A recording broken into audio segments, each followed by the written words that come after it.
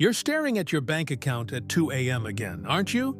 Doing that math that never seems to add up. Calculating how many more years until you can finally breathe. 30 years? 40? And somewhere in your gut, you know something's deeply wrong with this picture. Here's what nobody tells you. You're not failing.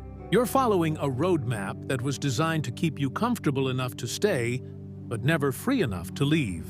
You've been lied to about how wealth actually works, and that lie is costing you everything.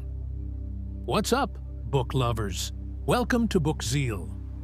Today, we're diving into The Millionaire Fastlane by MJ DeMarco, and I'm warning you right now, this one hits different. We're covering 8 of the most critical chapters from this book, and if you skip even one, you might miss the exact piece that could change your financial future forever. We're going to expose why your current plan is actually a 40-year prison sentence. You'll discover the 3 financial roadmaps that exist and why most people are stuck on the one that mathematically cannot make them wealthy.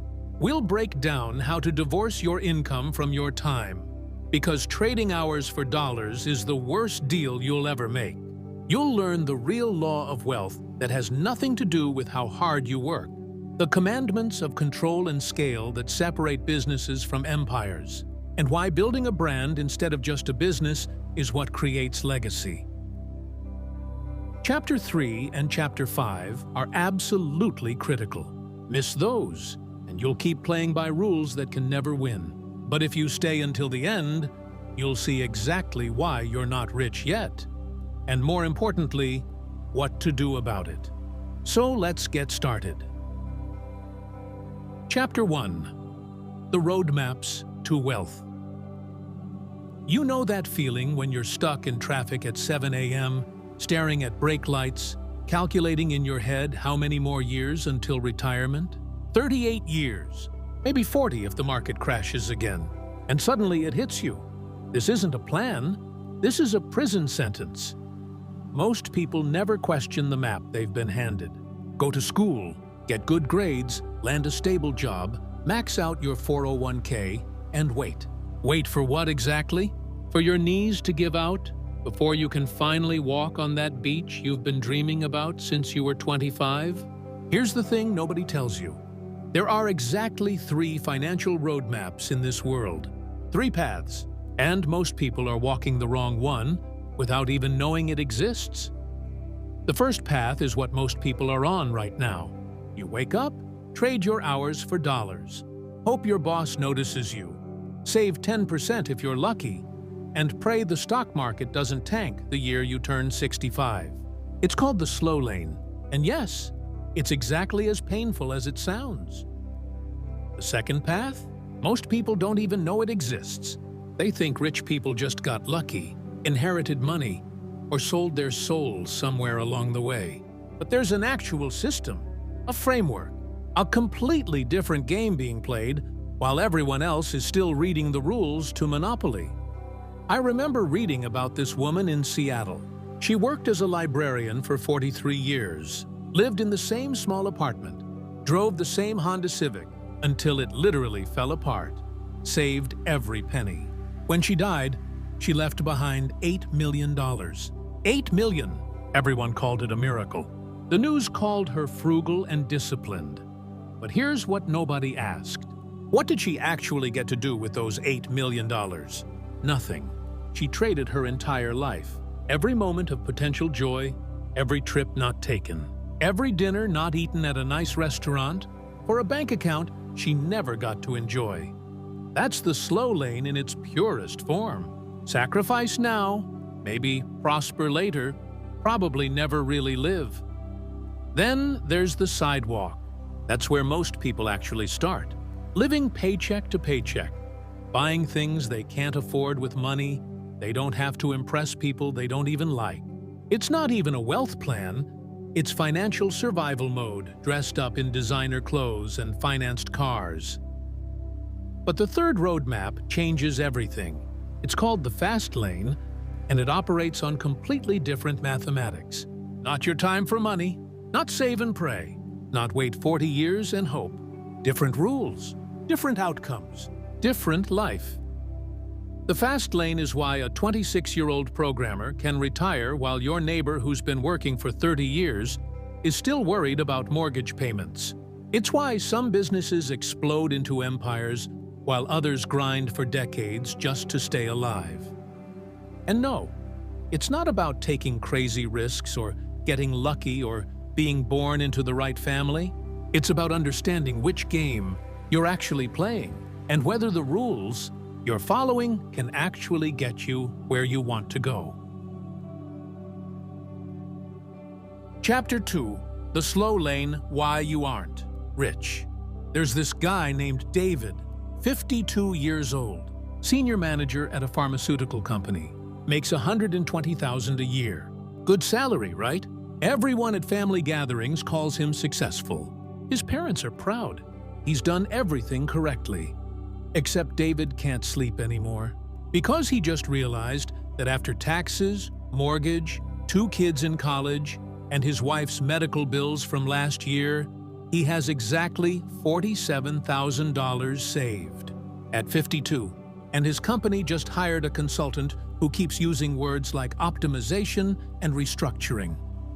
David played by every rule in the book, graduated with honors, climbed the corporate ladder, contributed to his retirement account, did everything they told him to do, and now he's lying awake at 3 a.m. doing math that doesn't add up. This is the slow lane in high definition. And it's not just David's story, it's almost everyone's story, wearing different clothes. The slow lane sells you a beautiful lie. Work hard, be loyal, save consistently, invest in index funds, and time will make you wealthy. The math seems simple. Save 10% of your income for 40 years, get a 7% return, and boom, you're a millionaire at 65. Sounds reasonable until you actually think about it. 40 years. You're trading the best decades of your life.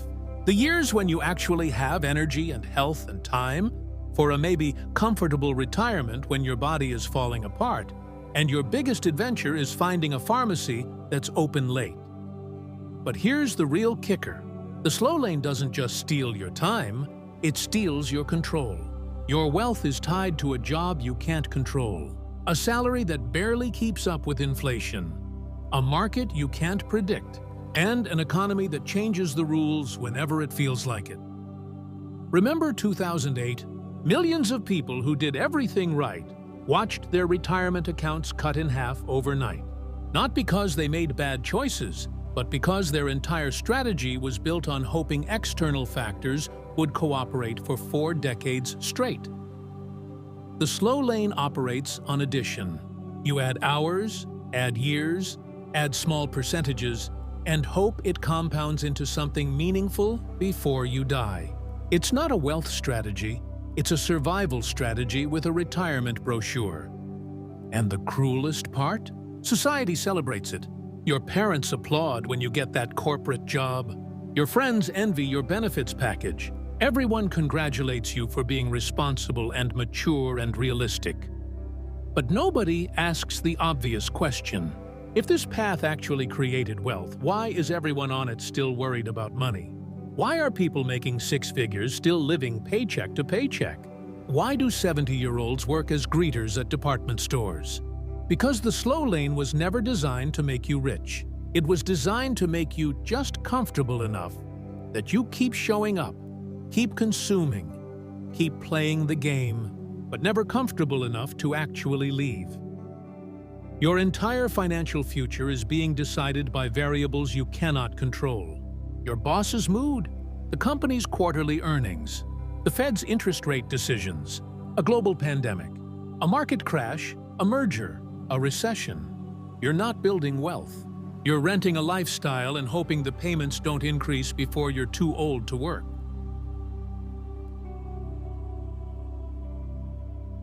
Chapter 3. Wealth's Shortcut. The Fast Lane. Picture 2 people building a sand castle. One person uses a plastic spoon. The other person uses a bulldozer. Both are technically building, but we all know who's finishing first. That's the difference between the slow lane and the fast lane. Not effort, not intelligence, not even luck. Just completely different tools operating on completely different mathematics. The fast lane doesn't care how many hours you work. It cares about the system you build. It's not about trading time for money. It's about creating something that makes money whether you're awake or asleep, sick or healthy, 25 or 75. There's this entrepreneur in Austin who built a software company in his garage, worked insane hours for 2 years, barely slept, ate ramen most nights. His family thought he was crazy for leaving his engineering job. Then he sold the company for $18 million at age 31. Now, here's what's interesting. His former co-worker, the one who stayed at the engineering job, the one everyone said was being smart and safe, he's still there, 15 years later, still trading hours for dollars, still hoping for that next promotion, still calculating retirement dates. Same intelligence, same education, same starting point, completely different roadmaps. The fast lane operates on multiplication, not addition. You create a product once, it sells 1,000 times. You build a system once, it generates value indefinitely. You solve a problem once for 1 million people instead of solving it once for one person at a time. A doctor performing surgery gets paid once per surgery. A doctor who invents a surgical tool gets paid every time any doctor uses it anywhere in the world. Same expertise, different leverage. This is why a 23-year-old app developer can make more in a month than a surgeon makes in a year. Not because apps are more valuable than saving lives, but because the app scales and the surgery doesn't. The fast lane disconnects your income from your time. It's the difference between being paid for your presence and being paid for your value, between showing up and creating impact, between hours logged and problems solved. And no, it's not just tech companies and apps. A plumber who shows up and fixes pipes is in the slow lane. A plumber who creates a training system and licenses it to plumbing schools nationwide is in the fast lane. Same knowledge, different application. The slow lane asks, how can I get a better job? The fast lane asks, how can I create a business that serves thousands without my constant presence? The slow lane thinks in annual raises and title changes. The fast lane thinks in systems and scale and impact multiplication. Your grandparents' generation could work one job for 40 years and retire comfortably because the math worked back then. Housing was affordable. Pensions existed. One income supported a family. That world is gone. The old roadmap leads to a destination that doesn't exist anymore. The fast lane isn't about working less. Most fast lane entrepreneurs work brutally hard in the beginning, but they're building equity, not just earning income. They're creating assets, not just collecting paychecks. They're constructing escape velocity, not just climbing a ladder that leans against someone else's building. Chapter 4. Divorce Wealth from Time. There's a bartender in Miami who makes $400 on a Good Friday night, works his tail off, pours hundreds of drinks, deals with drunk people until 3 a.m., goes home exhausted. Good money for bartending, honestly. Then there's this guy who wrote a cocktail recipe book 15 years ago. Hasn't tended bar in over a decade. Still makes $6,000 a month from that book. While he sleeps, while he travels, while he's literally doing anything else. Same knowledge, same industry. One is imprisoned by time. The other divorced his income from his presence. This is the concept that changes everything. And most people never grasp it because they've been brainwashed since childhood to believe that income requires presence. Show up, get paid. Don't show up, starve. It's so deeply programmed that people can't even imagine another way. Your time is the most limited resource you'll ever have. 24 hours a day. That's it. No negotiation. No extensions. You can't buy more, can't borrow it, can't save it up for later. Once it's gone forever. And the slow lane asks you to trade this irreplaceable, finite, precious resource for money, hour by hour, day by day, year by year, until you're old and tired and finally have some money but no time left to actually live. It's the worst trade in human history, and billions of people make it every single day. A lawyer charging $500 an hour sounds impressive at a dinner party, but that lawyer is still trapped, still trading hours, just at a higher rate. There are only so many billable hours in a week. The ceiling is built in, the prison just has nicer furniture. But wealth, real wealth, comes from impact that scales beyond your personal time investment. It comes from creating value that replicates without your constant involvement. Think about musicians. A wedding singer makes $300 performing for 3 hours. A recording artist makes $300 while sleeping because 1,000 people streamed their song. The wedding singer's income dies the moment they stop singing. The recording artist's income lives on indefinitely. This isn't about being lazy or working less. It's about building assets instead of just performing labor. Assets work for you. Labor works for someone else. Every hour you spend building someone else's dream is an hour you're not spending building your own freedom. Every day you clock in, you're choosing their roadmap over yours. The game changes completely when you stop asking, "How much can I make per hour?" and start asking, "How can I create value that multiplies without me?" When you stop being the product and start creating the product. A chef cooking meals is trading time. A chef who bottles their signature sauce and gets it into stores is building wealth. A consultant solving problems one client at a time is trapped. A consultant who systematizes their methods into an online course serves thousands simultaneously. Same expertise, different leverage, different life. The fast lane isn't about finding ways to work less. It's about building things that work when you don't. Systems that scale, products that multiply, value that compounds. Because your time is running out right now, this very second. And you can't buy it back with any amount of money once it's gone.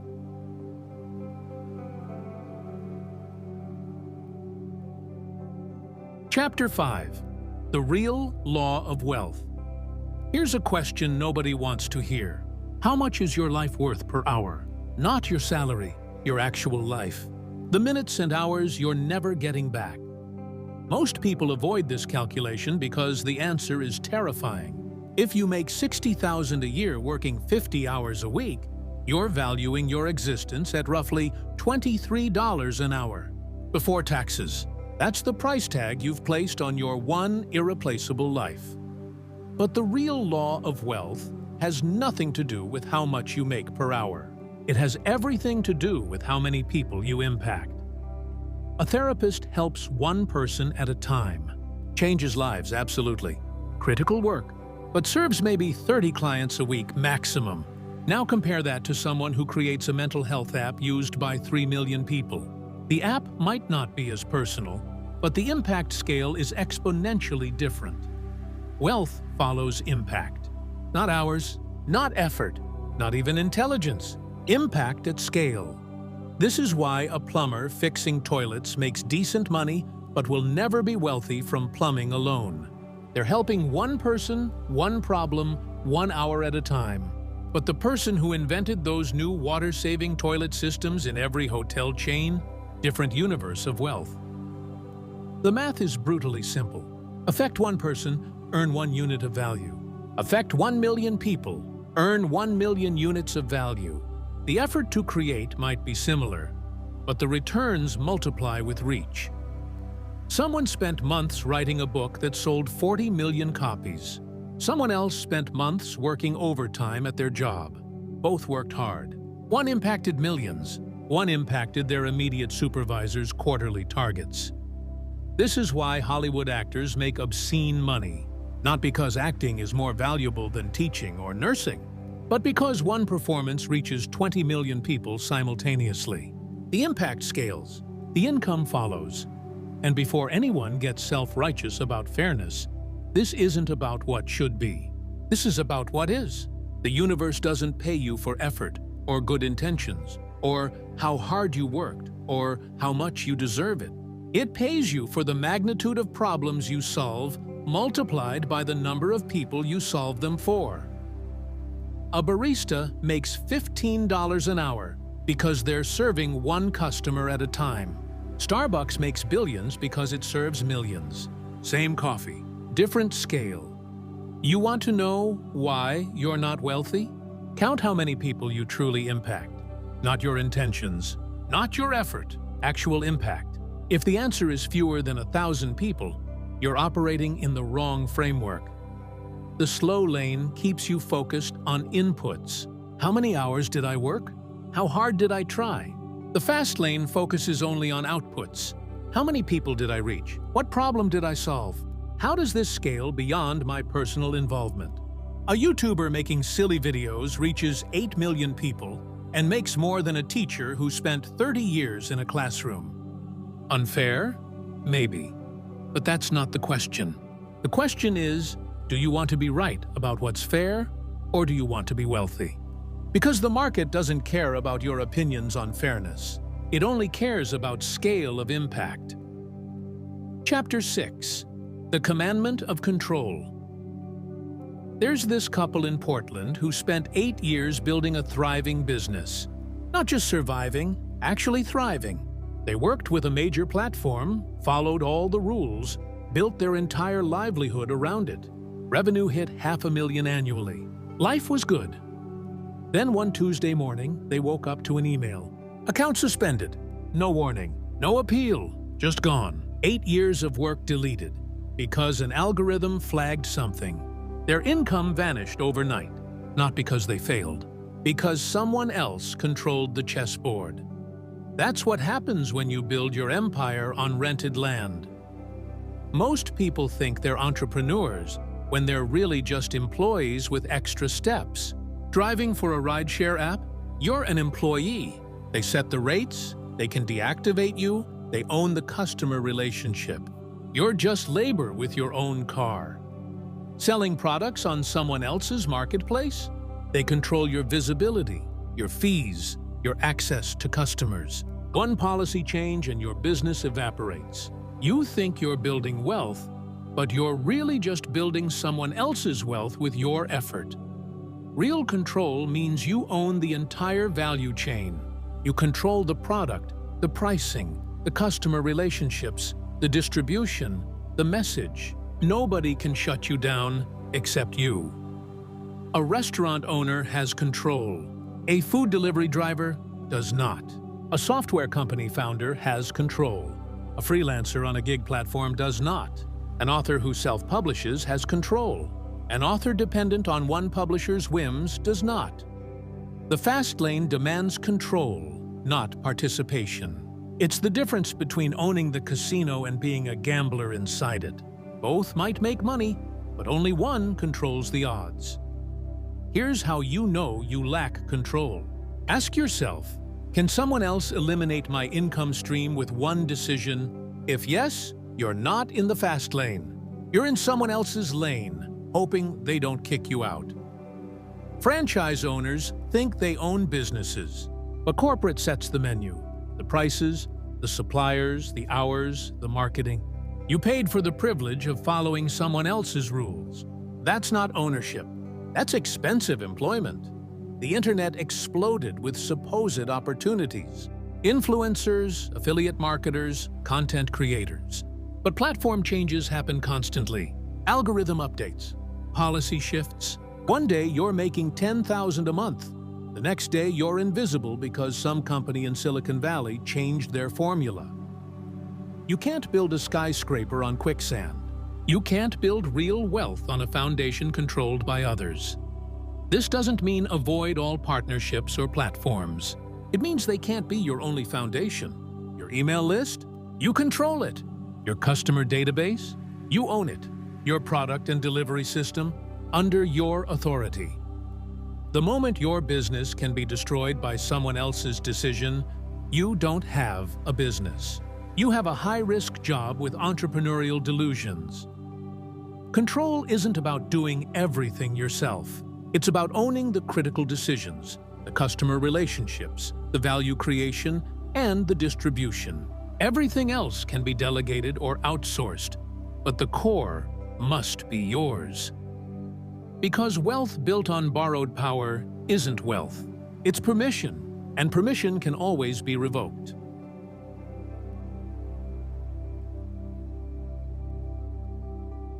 Chapter 7. The Commandment of Scale. There's a woman in Denver who bakes the most incredible custom cakes you've ever seen. Charges $300 per cake. Works 70 hours a week. Booked solid for months. By every measure, successful. Except she's trapped.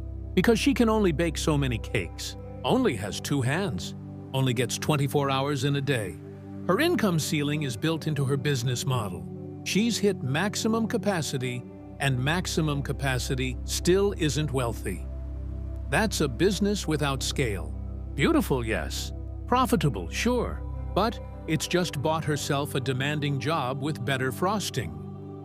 Scale is the multiplier that separates comfortable from wealthy. It's why a mediocre product that reaches 1 million people creates more wealth than an exceptional product that reaches 100. Not fair, just math. A personal trainer can handle maybe 30 clients maximum. An online fitness program can handle 30,000. Same knowledge, same passion, wildly different wealth outcomes. One trades time for money with a hard ceiling. The other builds once and sells infinitely. The brutal truth? If your business model requires your personal time to scale revenue, you don't have a business. You have a high-end job that you can't quit. Dentists figured this out decades ago. One dentist doing all the work? Limited income. One dentist who opens 5 locations and hires other dentists? That's scale.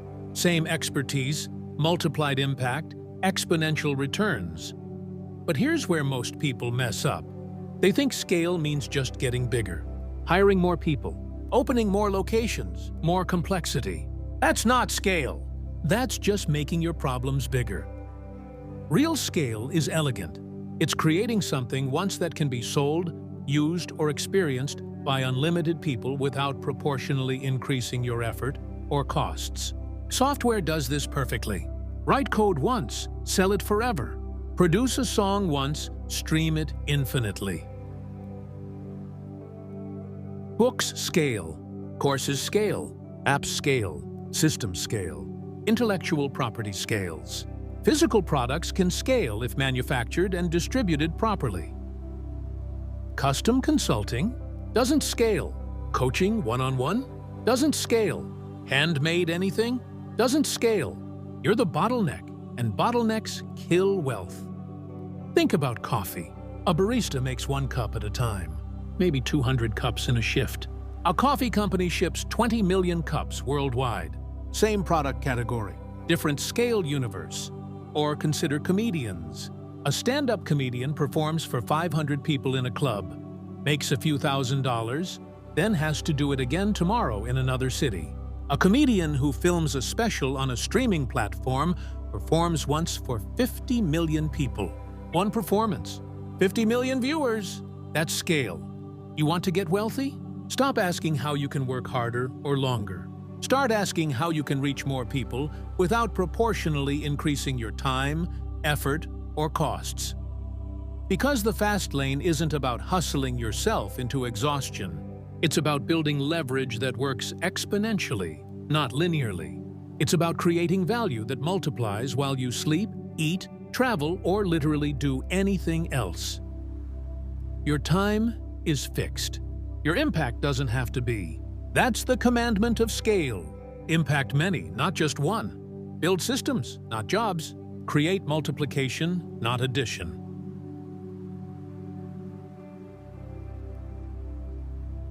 Chapter 8. Build brands, not businesses. There's a coffee shop on 5th Street that makes incredible espresso. Seriously, the best in town. Been there 15 years. Owner works 70-hour weeks. Place is always packed. But here's the problem. If that owner gets sick, revenue stops. If they want a vacation, they close. The business is entirely dependent on them showing up. Now think about a brand like Patagonia. Started by some guy who just wanted to make better climbing gear, now it's a movement. People tattoo their logo on their bodies. The founder could disappear tomorrow, and the brand would continue thriving because it's bigger than any individual. That's the difference between a business and a brand.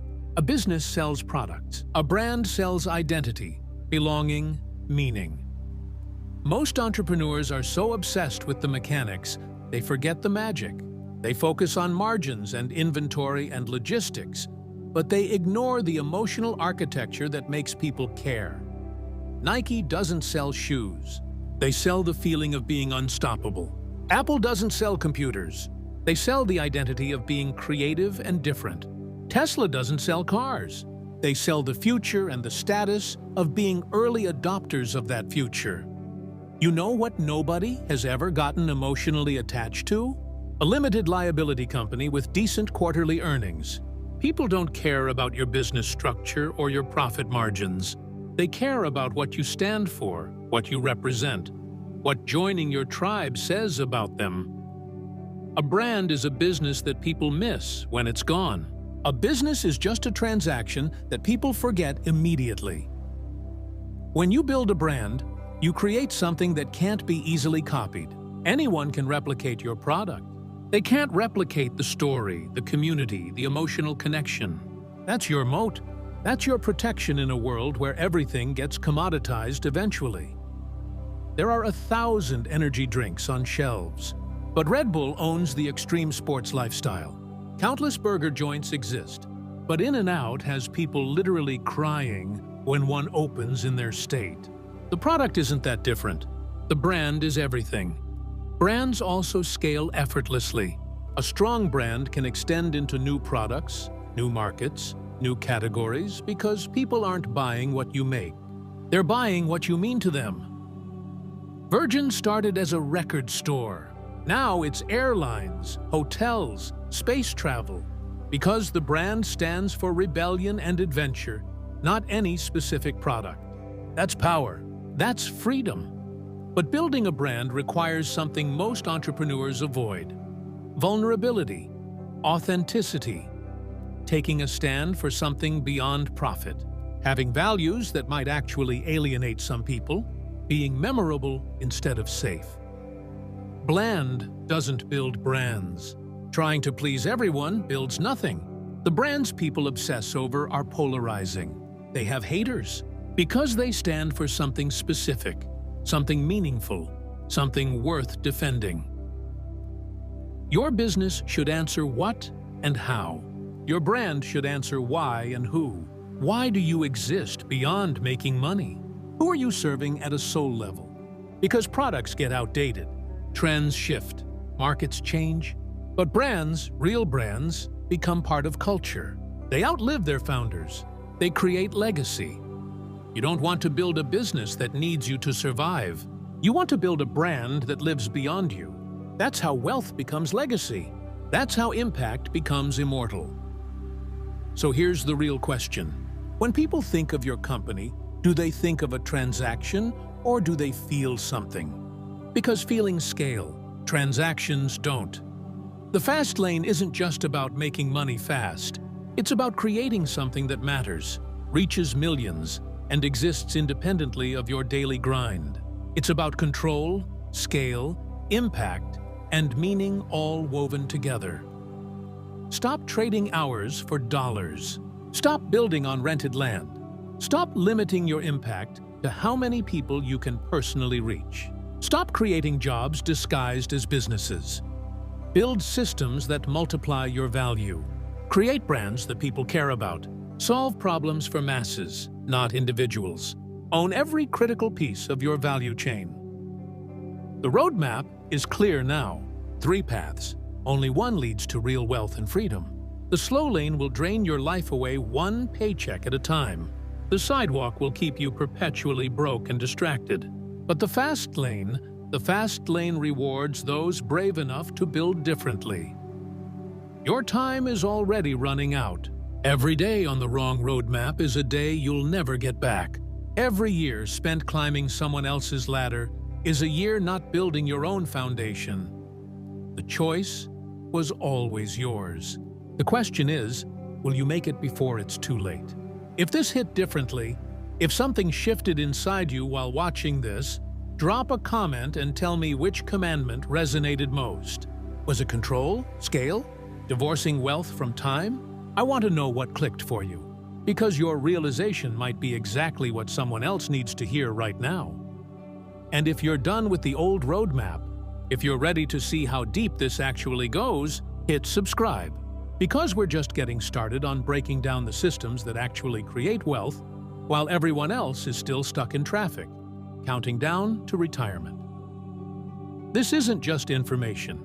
This is the permission you've been waiting for to finally bet on yourself.